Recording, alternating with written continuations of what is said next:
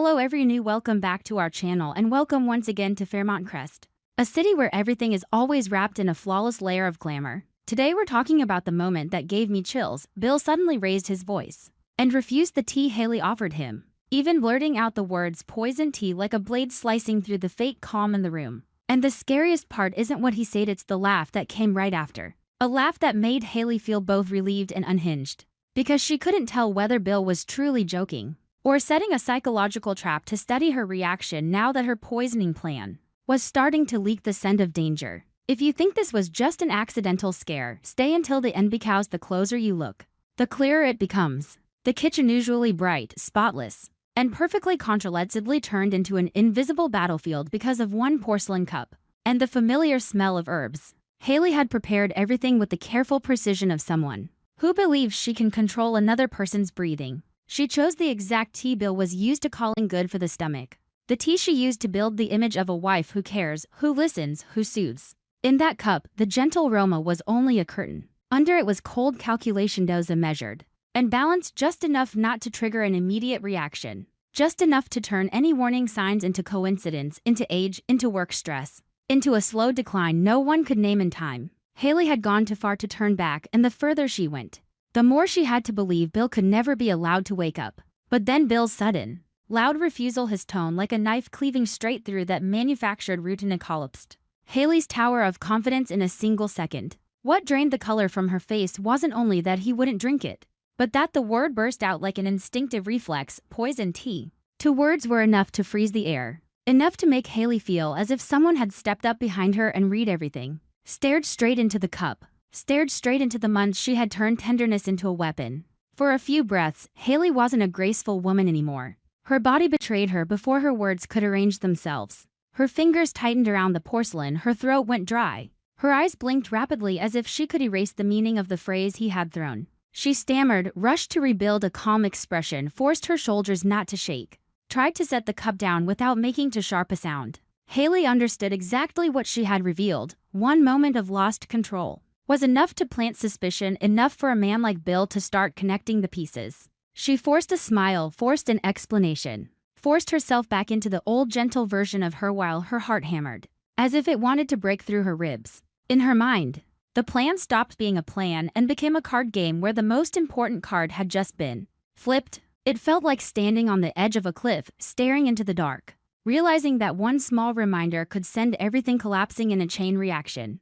Money that vanished. Documents that were altered, coded notes hidden in a phone. Randy's appearances and disappearances like the shadow of an accomplice. But Bill laughed. Not the light laugh of a careless man, but a laugh with weight, as if he'd just witnessed something interesting, just enough to extinguish the tension he had created, just enough to turn it into a joke. He acted as if it were only a reckless line, a sharp tease he could pull back from. And that pivot tore Hayley apart in the cruelest way. One part of her exhaled in relief, because if he was joking, she still had time. But another part flared with fury, as if she'd been humiliated. She hated the feeling of being cornered, forced to show her face for a split second, then dragged back into the center of the room like a fool panicking over her own imagination. Hayley had always believed she was the one setting traps, not the one being tested. Bill's laugh, real or not, was an insult. It implied he could toy with what she considered life and death. It implied he could pluck her nerves and watch her fracture. It implied power might be slipping out of her hands before she even realized it. That was why Hayley changed tactics instantly. As fast as yanking a steering wheel before the car drops off the road. Tea had become dangerous. Because tea required consent in the very moment of drinking, Bill had just proven he could destroy that moment with one sentence. Coffee was different. Coffee was fixed habit, the morning rhythm Bill needed to function. Coffee was something Bill poured himself, carried himself, drank when he was too busy to question. Coffee didn't create the dramatic offer scene. Didn't give Bill a chance to refuse in front of Hayley like a declaration of control. Coffee could slip into Bill's life like something inevitable. Hayley told herself she didn't need to push anymore, didn't need to perform. She only needed to change one small detail inside a big habit, and Bill would deliver it into his own body. The relief she'd felt immediately turned into a new anger, sharper, colder, because she understood one thing: if Bill had touched the words poison tea even once, her future no longer had room for error. But just as Hayley believed she had reclaimed the advantage, another layer of fear began to seep in, slow, deep, and unstoppable. Because Bill wasn't the kind of man who joked about something that specific. If there wasn't at least a seed of suspicion in him, Hayley started replaying small signs she'd previously forced herself to ignore. The way Bill sometimes paused at a drawer as if weighing something. The way he asked about an expense in a calm voice while his eyes locked on her hands. The way financial papers were placed back slightly wrong, as if someone had searched through them and tried to restore the original order, but missed one corner. The night's Bill grew unusually quiet. No arguments, no explosions, only observation. Hayley had taken that silence as weakness, as proof the poison was working, as proof victory was near. Now, under the harsh light of poison tea, those silences looked different. The silence of a man doing math in his head, connecting scattered dots into a terrifying straight line. And Randy was the biggest shadow cast over that line. Randy had always been the link Hayley needed, and the link most likely to kill her. He knew too much. He knew how she bought time, how she shaved off money and blamed it on market fluctuations, how she manufactured coincidence so Bill couldn't form a clear suspicion. But the person who knows the most is also the person who can sell the most. Hayley once believed Randy was loyal because their interests were aligned, because of the final payoff. Lately, though, his late replies, clipped answers, and restless tone like he wanted out made Hayley feel she was standing beside another bomb.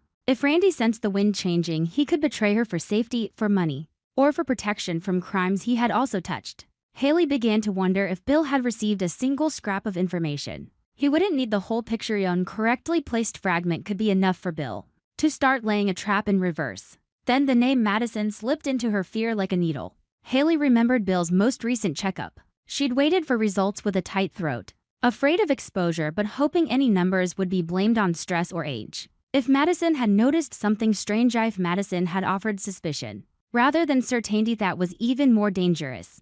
Because suspicion makes people alert and pushes them to investigate for themselves. Hayley imagined Madison warning Bill that something looked abnormal but needed monitoring, that it could be nothing, that he should pay attention to what he was eating and drinking. Hayley didn't need the exact words, the mere possibility was enough to choke her. And if Bill wanted confirmation, what would he do? He would test. He would create a situation, throw out a keyword, watch for a reaction. Poison tea suddenly felt like bait. Bill cast it into the water and Hayley had just jerked so hard the surface shattered. From that moment on, the kitchen was no longer a space where Hayley acted alone. It could be a lab Bill had quietly turned against her. Hayley started scanning everything as if invisible eyes were watching. Had the herbal jar moved? Was the cup the same as yesterday? Was the spoon exactly where it should be? Worse, she began doubting her own hands, wondering if she was being guided toward a mistake. She pictured Bill switching cups, marking a lid, hiding a small camera in the corner of a cabinet, recording the faint clink of a drawer. Bill wouldn't need a direct confrontation. He could simply let her reveal herself, let her slip, and then everything would fall into his hands as evidence.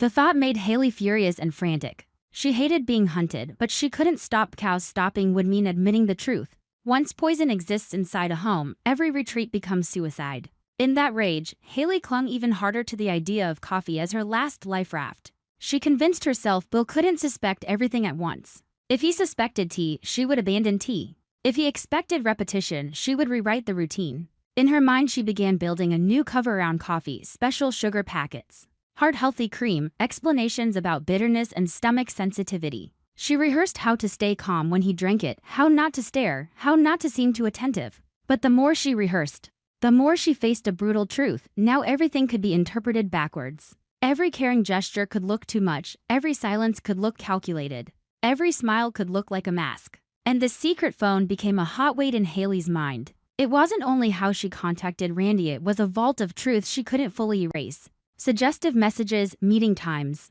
lines about dose, about timing, about plan B, about don't let it show. Hayley once believed that if she locked it tightly enough and hid it deep enough, it would be safe. But if Bill had hired an investigator, if Bill had someone watching her habits, then that phone was like a pulse beating in the dark. Hayley began living in fear of being caught when she opened it, of the screen lighting up in the middle of the night, of a short vibration that sounded like fate. And if Randy wanted to betray her, it would take only one forwarded file, one transfer, one Soleto bill, or to anyone willing to trade protection for the truth. While Hayley stretched between fear and aggression, Bill became even harder to read. He still smiled, still moved through the house like a busy man, still acted as if life was normal, but Hayley felt a shift in his pace. No longer the pace of someone passive. This was the pace of someone waiting for the right moment. Small issues, many missing, documents altered, used to earn only a frown and silence.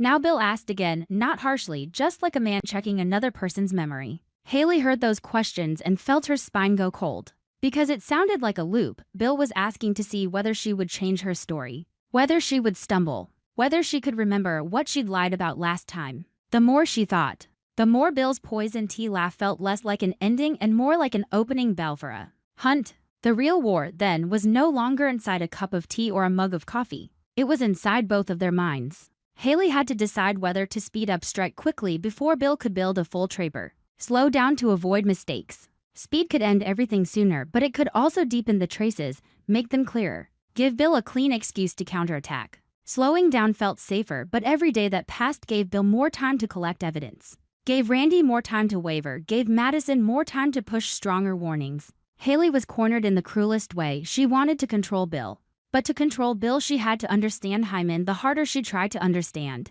the more she sensed he might already understand her first. When night fell, the house grew so quiet that even the coffee machine sounded like a reminder. Hayley stood there staring at the thing Bill drank every day, and inside her head, ruthless scenarios spun like gears. Bill might have a camera in the kitchen. Bill might have switched the cup, switched the jar, switched the things she believed belonged to her. Bill might be waiting for one small slip to turn it into a massive piece of evidence. But it was also possible he'd simply gotten lucky, joking straight into Hayley's fear, without knowing anything at all. Hayley hated that uncertainty because it stripped her of logic and left only instinct. And her instinct right now wasn't tenderness or love. It was the fury of someone about to lose control. The cruelty of someone who has already stepped into darkness and can't return to the light. On the other side, Bill stayed silent like a wall, but something in him seemed to be waking up. Maybe suspicion, maybe survival, maybe a plan he wasn't ready to reveal. The laugh after the words poison tea still hovered like a venomous question. Was it the laugh of an innocent man or the laugh of someone who just watched his prey flinch? Hayley was still close enough to strike, but Bill might already be close enough to trap her. And in that fragile instant, one message lighting up on the secret phone, one wrong-timed appearance from Randy, one remark from Madison about suspicion, and everything could flip within a single breath. Hayley told herself she would win if she stayed calm. Yet her hand trembled as it touched the sugar jar. Bill told himself he was only observing. Yet his gaze lingered too long on the corner of the kitchen as if listening for a sound no one else could hear. And the question remained suspended without an immediate answer, only growing heavier by the second. Had Bill been suspecting Hayley for a long time? Or was that poison tea moment the true starting point of a silent investigation Hayley wouldn't recognize until it was already far too late?